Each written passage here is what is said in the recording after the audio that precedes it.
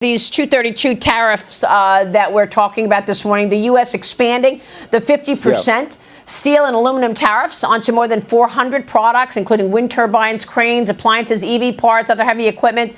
The Commerce Department calling it a crackdown on loopholes, saying that these higher tariffs will revitalize the American steel and aluminum industry. I know from U.S. steel makers, they're delighted by this because they've been dealing with dumping of these products at much cheaper levels. But, I mean, you're also talking about unmanned aircraft systems, a lot of other goods that we weren't expecting with a 50% tariff. How do they use these loopholes to get cheap products into America and put U.S. makers at a disadvantage, Peter?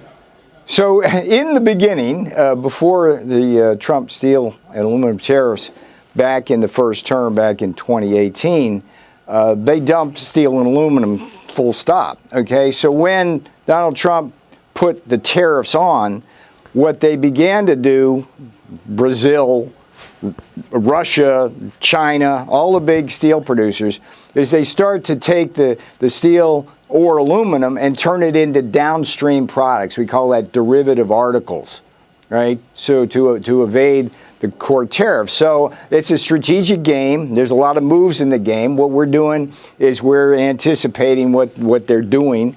And so we basically do it that way in order to protect the industry. Remember, the goal here is to get 80% or higher capacity utilization in both our steel and aluminum industries, get new investment, particularly in the aluminum industry, which we lost several foundries during the Biden years, and that thing's on life support.